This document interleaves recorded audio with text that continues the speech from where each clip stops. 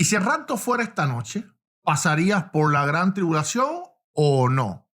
Unos aseguran que la iglesia será arrebatada antes de la ira final, otros dicen que tendremos que resistir la mitad de la tribulación y hay quienes afirman que el arrebatamiento será después de todo el horror apocalíptico. Tres doctrinas, una sola realidad profética. Hoy, aquí en Quien Tiene la Razón, vamos a poner todo sobre la mesa. No voy a decirte cuál es mi postura desde el inicio y no voy de ninguna forma a decirte quién tiene la razón. Eso lo vas a tener que decidir tú en los comentarios. Bienvenidos al podcast ¿Quién tiene la razón? Yo soy el pastor Eduardo Gutiérrez y esto es un espacio donde no se vende humos, no se le tiene temor a ninguna doctrina, pero no se divide, sino que lo ponemos todo sobre la mesa. Hoy vamos a meternos en uno de los debates más candénticos, proféticos del mundo evangélico. ¿Cuándo será el rapto de la iglesia? ¿Será hoy, antes de la gran tribulación, en el medio, al final? ¿Qué es lo que dicen cada una de las tres posiciones? Déjame resumirte las tres doctrinas que vamos a analizar hoy. Uno, rapto antes de la gran tribulación, pretribulacionismo. La iglesia es arrebatada antes de los 7 años finales. La ira de Dios cae sobre el mundo. Israel es perseguido mientras la iglesia está con Cristo. La dos, rapto a la mitad de la gran tribulación o medio tribulacionismo. La iglesia atraviesa los 3 años y medio, pero es arrebatada cuando comienza la parte más dura de lo que llaman la gran tribulación. 3, el rapto es después de la gran tribulación, post-tribulacionismo. La iglesia pasa por toda la tribulación, sufre, resiste, vence y solo al final pues viene Jesús, la arrebata para encontrarse con él. Las tres posturas dicen tener la Biblia consigo. La pregunta es, ¿cuál tiene más peso en las Escrituras? Antes de empezar con los textos, quiero que hagas algo. Pausa el video, escribe en los comentarios cuál es tu posición. ¿Crees que es antes de la gran tribulación, en el medio de la gran tribulación o después de la gran tribulación? Por favor, hazlo ahora. Quiero ver tu postura inicial en frío antes de que hayas escuchado todos los argumentos. Espero, listo, lo hiciste, listo. Vamos a ver si sigues pensando igual al final de este video. Empezamos con la 1. El rapto será antes de la gran tribulación. Según esta postura, la iglesia será arrebatada antes de que comience la serie de juicios descritos en el libro del Apocalipsis. La idea central es que la iglesia no está destinada a la ira de Dios ni a la gran tribulación. Argumento 1. Primera de Tesalonicenses capítulo 4, 16 y Primera de Tesalonicenses capítulo 1, 10. En Primera de Tesalonicenses 4, 16, 17, Pablo describe el arrebatamiento como el Señor levantando a los muertos en Cristo, los cuales resucitan primero y luego los que vivimos, nosotros seremos arrebatados en las nubes para recibir el Señor en el aire. En 1 Tesalonicenses 1:10 dice que en Jesús esperamos que Él nos libre de la ira venidera.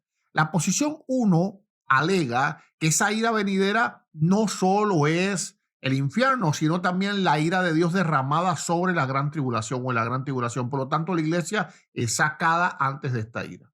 Argumento 2, Primera de Tesalonicenses capítulo 5, verso 9. En Primera de Tesalonicenses capítulo 5, verso 9, Pablo afirma, Dios no nos ha puesto para ira, sino para alcanzar salvación por medio de nuestro Señor Jesucristo. El pretribulacionismo argumenta si la gran tribulación es tiempo específico de la ira de Dios, porque eso lo repite toda la Biblia, el día de la ira, el día de la ira. ¿Qué sentido tendría que la iglesia permanezca ahí? O esto claramente contradeciría la palabra, porque dice no puestos para ira. Según la primera postura, los juicios apocalípticos no son simplemente pruebas, sino manifestaciones directas de la ira, de la indignación de Dios contra el mundo, y la iglesia no es objeto de esa ira. Argumento 3, Apocalipsis 3:10, guardados de la hora. Apocalipsis 3:10, mensaje a la iglesia de Filadelfia. Por cuanto has guardado la palabra de mi paciencia, yo también te guardaré de la hora de la prueba que ha de venir sobre el mundo entero para probar a los que moran sobre la tierra.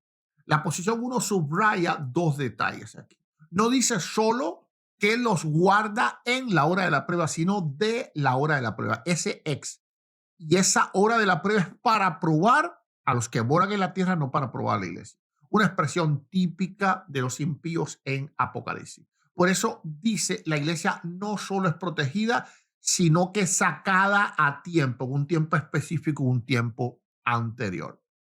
Argumento número 4, diferencia entre la iglesia e Israel y expectativa de inminencia. Además, los que defienden que esta postura hacen una distinción fuerte entre la iglesia e Israel. Los 7 años de tribulación se ven como la última semana de Daniel para tratar con Israel, porque así es como Dios se lo profetiza a través de su ángel a Daniel. Esta semana está instituida sobre tu pueblo. La iglesia tiene una esperanza distinta, esperar a Cristo en cualquier momento sin una tribulación como señal previa. Por eso el pretribulacionismo enfatiza en la inminencia. Cristo puede venir en cualquier momento. El arrebatamiento puede ser hoy, sí, puede ser hoy y arrebatar a la iglesia antes de que el reloj profético marque el inicio de ese periodo como no va a haber otro en la historia. Entonces, vamos hasta ahora muy bien, ¿eh? Bloque 2, posición rapto en la mitad de la gran tribulación. Pasemos ahora a la posición segunda. El rapto sucede a la mitad de la gran tribulación, aproximadamente los 3 años y medio. Esta postura dice que la iglesia sí vivirá un tiempo de presión, pero será arrebatada justo cuando comience la fase más intensa llamada la gran tribulación. Argumento 1, Daniel 9:27 dice, y a la mitad de la primera semana. Daniel 9:27 habla de una semana profética de 7 años donde la mitad rompe el pacto y se desata la dominación en el templo. Los medios tribulacionistas dicen esa mitad de la semana es una división clave del periodo final. Lo que pasa ahí marca un antes y un después dentro de este periodo de ira o de tribulación, como le llaman. Entonces colocan el rapto justo en ese punto de quiebre cuando comienza la parte más fuerte de la ira de Dios. Argumento 2, Apocalipsis y los 42 meses, 1260 días. En Apocalipsis aparecen números repetidos. 42 meses, 1260 días, tiempo y la mitad de un tiempo. En esa suma de 3 años y medio, esta postura ve en esos números un indicio de que hay 2 mitades bien marcadas y que la iglesia podría estar en la primera mitad y ser arrebatada antes de la segunda mitad. Argumento 3, el rapto vinculado a la séptima trompeta. Algunos medio-tribulacionistas también vinculan el rapto con la séptima trompeta. Apocalipsis, argumentando que la voz de trompeta de 1 Tesalonicenses 4 podría conectarse con las trompetas del Apocalipsis. Para ellos, la séptima trompeta suena cerca de la mitad o del momento de transición hacia el periodo de la gran tribulación. Y ahí estaría entonces el arrebatamiento, el rapto de la iglesia. Posición número 3, rapto después de la gran tribulación. Vamos ahora con la posición tercera. El rapto será después del periodo de 7 años. Según esta postura, la iglesia atravesará todo el periodo de la tribulación, será probada, perseguida, purificada, y solo al final Cristo vendrá, resucitará a los suyos, a los que queden, y los pues arrebatará. Argumento 1. Mateo 24, 29 al 31 dice después de la gran tribulación. En Mateo 24, 29 al 31 Jesús dice, inmediatamente después de la tribulación de aquellos días verán al Hijo del Hombre venir y enviar a sus ángeles con gran voz de trompeta y juntará a los escogidos. Los post-tribulacionistas dicen que Jesús no podría ser más claro. Dice que después de la gran tribulación, de la tribulación de aquellos días, es cuando se juntan los escogidos. Esto a ellos les suena como a rapto después y no antes. Argumento 2. Juan capítulo 6, resurrección en el día postrero. En Juan 6 Jesús repite varias veces y yo les resucitaré en el día postrero. Esta postura argumenta si la resurrección de los creyentes es en el último día postrero, cómo encaja un rapto antes de estos tiempos finales. Para ellos el rapto, la tribulación se produce al cierre de la historia, no antes. Argumento tercero, segunda de Tesalonicenses capítulo 2, antes de manifestarse el hombre de pecado, el hijo de perdición. En segunda de Tesalonicenses capítulo 2, Pablo enseña que nuestra reunión con el Señor no ocurrirá sin que antes se manifieste el hombre de pecado, el hijo de perdición, el anticristo. Los que sostienen la postura post-tribulacional dicen si anticristo debe revelarse antes y esto ocurre durante la gran tribulación, entonces la iglesia sí estaría presente para ver esa manifestación. Por eso su visión es que la iglesia resiste, vence y permanece fiel en medio de toda esta transición final. Y solo entonces Cristo es que viene. Vámonos a las objeciones y un debate cruzado. Ahora viene la parte más interesante. ¿Cómo se responden entre sí estas doctrinas? ¿Cómo se alegan unas contra otras? ¿O se fortalecen? Vamos a la objeción número uno que ponen sobre los pretribulacionistas. Los que no creen en el rapto pretribulacional, es decir, estos son los que ponen los medios y los posttribulacionistas contra esto de que el rapto ocurre antes de los 7 años. Los que no creen en el pretribulacionismo preguntan, ¿en qué versículo dice literalmente que la iglesia será arrebatada 7 años antes de la venida de Cristo?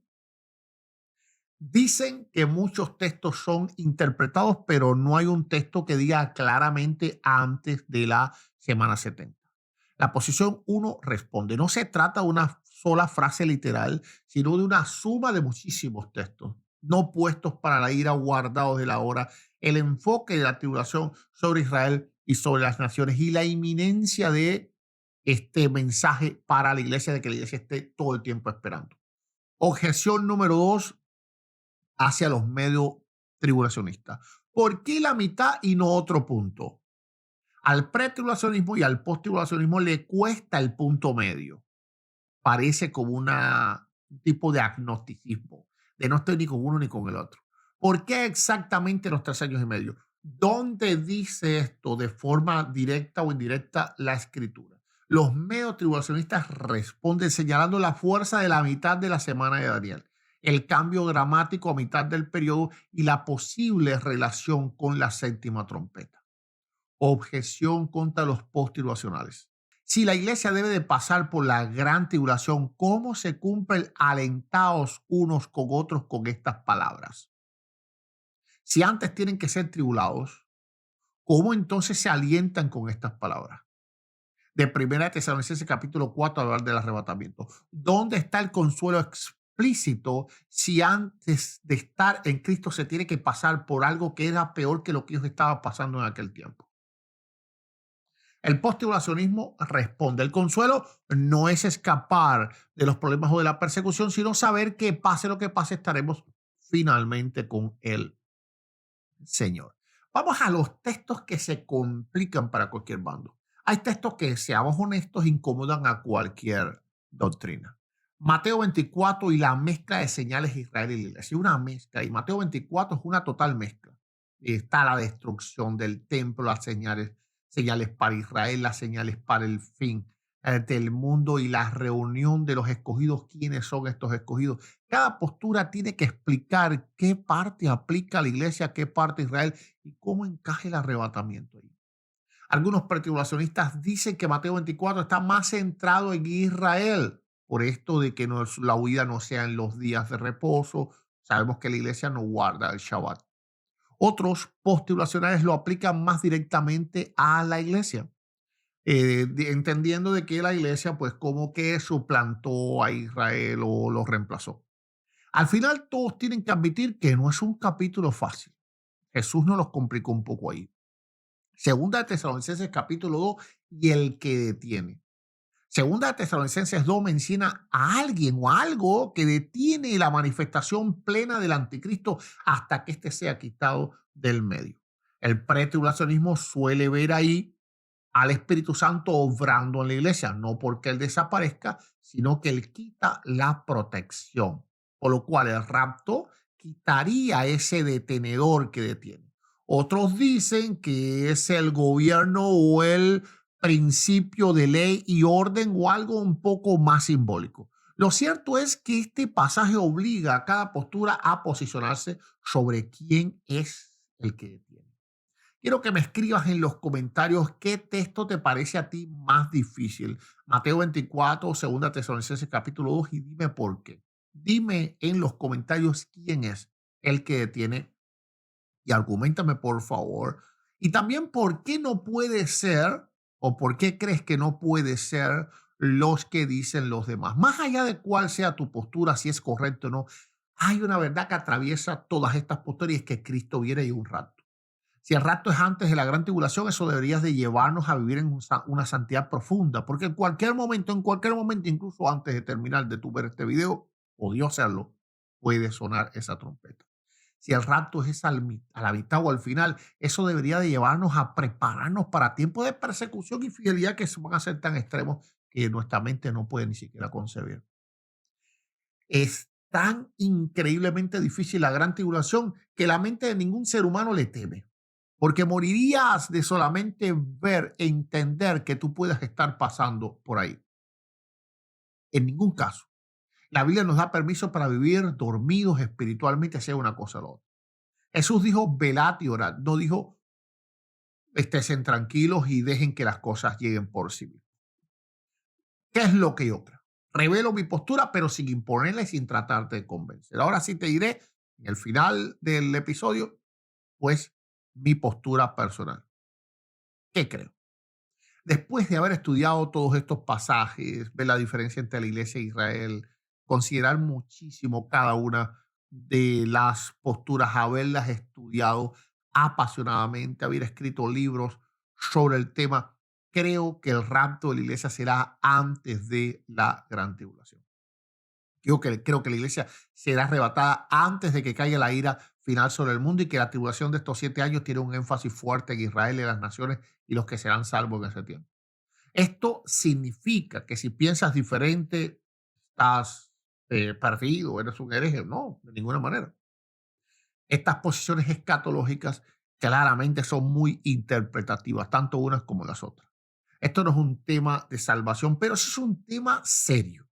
Es un tema serio porque afecta de la manera que nosotros vivimos. Si tú crees que el arrebatamiento es antes de la gran tribulación, tú vives de una manera diferente, así crees que es en el medio, si crees que es después. Por obvias razones. Obvias razones.